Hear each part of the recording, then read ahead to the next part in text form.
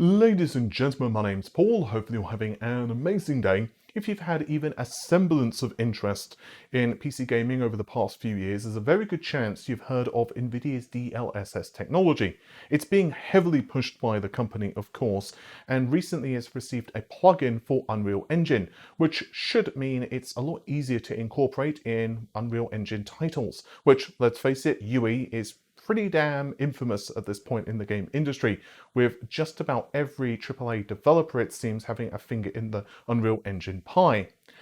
But there's been a ton of whispers and murmurs of an updated Switch. In fact, I've released several videos on this myself with exclusives, including that it is actually going to be utilizing a new Nvidia SoC, most likely supporting Nvidia's DLSS technology.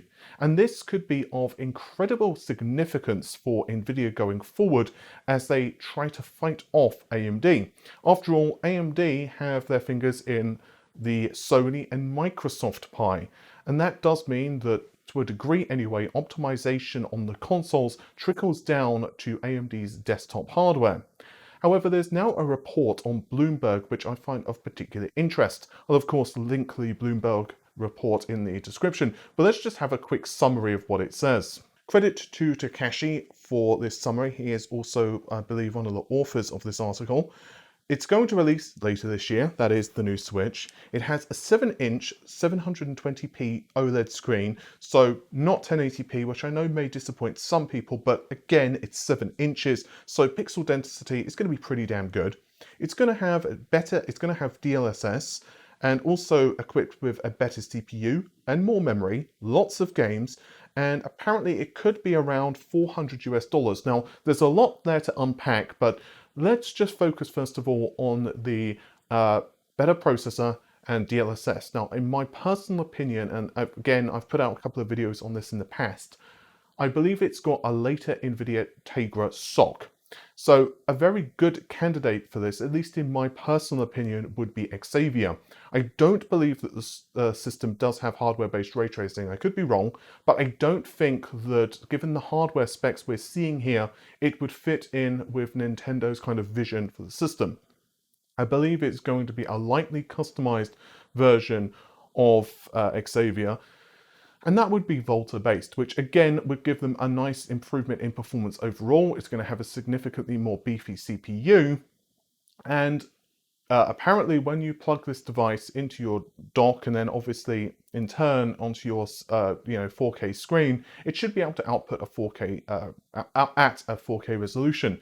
Of course, the caveat is that it's going to depend on the developer and what they choose to do with the game, and I suspect not all titles will run at this output resolution, but even modestly, we could imagine that the system could, for example, upsample from, let's say, 720p to 1440p and do a pretty darn good job of it.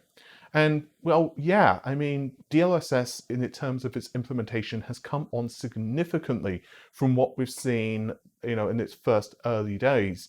And, Control using DLSS 2.0 actually looks pretty darn good. Again, if you've watched the channel for any length of time, you'll know that I don't think DLSS is perfect. It definitely has some softness on certain details, and moving fine details, for example, hair can be a little trickier.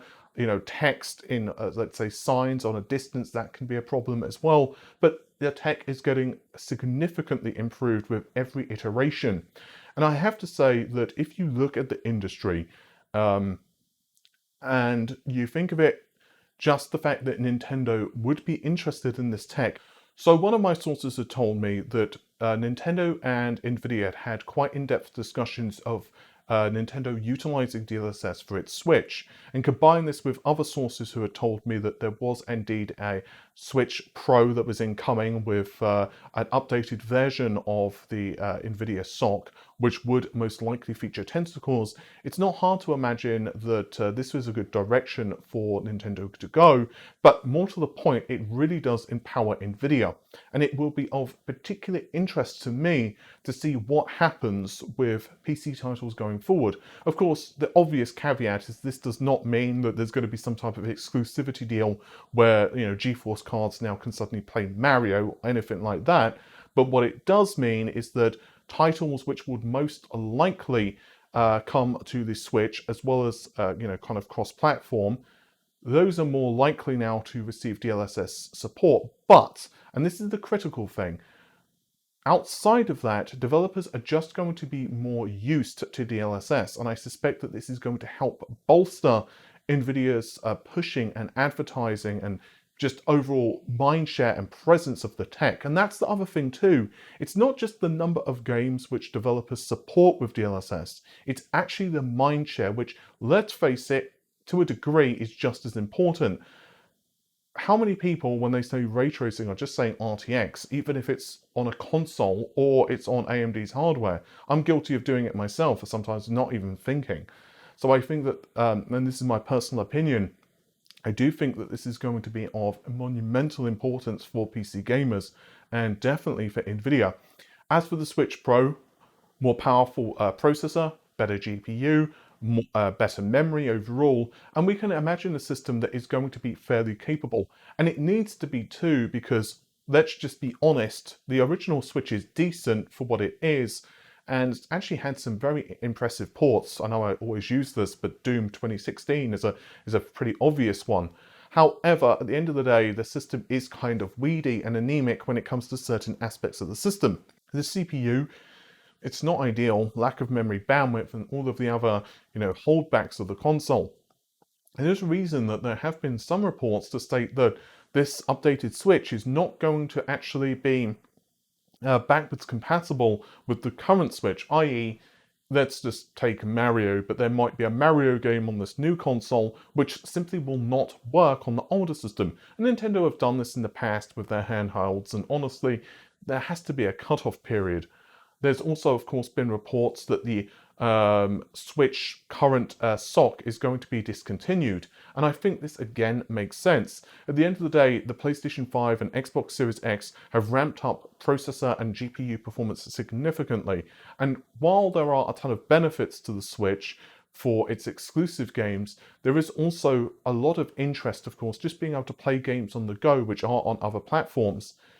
We don't ultimately know how powerful the Switch Pro is, and obviously, let's say the PS5 or Xbox Series S even are probably still going to outperform this console in a lot of metrics, like for example CPU performance, although don't quote me on that. I don't fully know the specs, and ultimately you should take all of this with a pinch of salt. However, it would be a lot easier to port from, let's say, an Xbox code base to a Switch Pro versus, let's say, the current Switch. And again, I just want to go back to this one more time. I'm going to be super curious to see how Nvidia continue to promote this technology. It's not hard to imagine too that the quality is going to improve significantly, not just because more developers are using it, so well, you've got more heads kind of working on it, but also because Nintendo are most likely going to be kind of working on this hardware too, and naturally the hardware is not as performant as, let's say, an RTX 3090, just for example. They don't have as many tensor cores to work with. You can imagine that there's going to be a lot of optimization that perhaps Nintendo are going to bring to the table, and maybe some of that IP could be shared with Nvidia. It could be a very exciting time in the market. And I know I always say this, but I think the next couple of years are going to be very interesting in GPU technology. I recently put out a mesh shader video, and yeah, that's going to start becoming a thing later this year. Combine that with hardware-based ray tracing now pretty much being set for the future, Nintendo bringing out a new console, the PlayStation 5 and Xbox actually getting into the swing of things, and so on and so on. The only real problem at the moment is just the shortage of hardware, of course, but eventually it will iron itself out. I'm actually really excited to see what the Switch Pro actually can deliver. I think it could be a really interesting machine. I also want to throw in a bit of bonus news, but there's been a report, and this is actually from a discussion with Mark Papermaster from AMD. The Zen 4 is coming along very nicely, and Zen 5 is currently in the design process. So, of course, what this most likely means is that Zen 4 is in the very least in the early engineering sample phase, and most likely is being tested out in physical form. Zen 4 is not going to release tomorrow on the desktop by any stretch of the imagination. To my understanding, it's going to be Warhol, which seems to be Q4 this year, although release dates could shift, particularly what's going on in the market right now, let's just be totally honest. However, preliminary, I would, you know, I would just probably guess that it is going to be Q4, but again, it could shift depending on what happens with fabs and if AMD feel that it should be delayed. But to my knowledge, it will be Q4. Also, notice they said that Zen 5 is currently in design, which is probably a good sign of where we're actually at with that. It's quite interesting that AMD are executing so well with its Zen processors. And I'm going to be very curious to see how all of this stacks up with Intel's Alder Lake and future architectures. We recently saw a pretty substantial leak for Intel's Alder Lake platform and processor performance. And you know what? I think that Alder Lake is going to be pretty good. I know that, you know, again, Rocket Lake has become a meme, and it's kind of hard to fight against the meme, to be honest. I think that microcode updates and other things will improve things a bit, but at the end of the day, there are limitations of just the process that it's been designed on. However, I do feel that Alder Lake is going to be a significant step forward for Intel. Whether it's going to be enough to, you know, fight AMD, I don't honestly know. I think that it's going to take a lot of time for Intel to really get back on top if they can. And I think that, you know, it's happened in the past. Intel got their ass kicked back in the early Athlon days, if you recall back then. You know, Pentium 3 did okay, but it started to go really downhill for Intel when we got into NetBurst. Like Pentium 4 it just got drop kicked by the early Athlon and then Athlon 64s. And yeah, it just wasn't good when the dual core Athlon started to come out. The Pentium D did not exactly inspire performance leadership. Let's just be really honest. However, Intel fought back significantly with the Core 2 lineup, and then obviously Sandy Bridge onwards. Yeah, Sandy Bridge was pretty damn performant, to be totally honest, and I'm also missing out some architectures there, but for my sanity and your brevity, let's just ignore those. But yeah, TLDR, I think that Intel definitely have a chance, but Zen 4 I'm hearing is going to be really good. And so I think while, you know, we're hearing Alder Lake could be a 20% IPC gain, I don't know if that's going to be enough, to be honest with you, against Zen 4. But, well, let's just wait and see on that one. Anyway, hopefully you have enjoyed the video. If you did, then make sure to give the video a like because it's the land of YouTube, and we know what that means. Also, comment down below if you're interested in picking up a Super Switch, and what do you personally think is going to be the impact in Nvidia's, you know, grand plan with DLSS. With that said, thank you very much for watching. Take care of yourselves. Bye for now.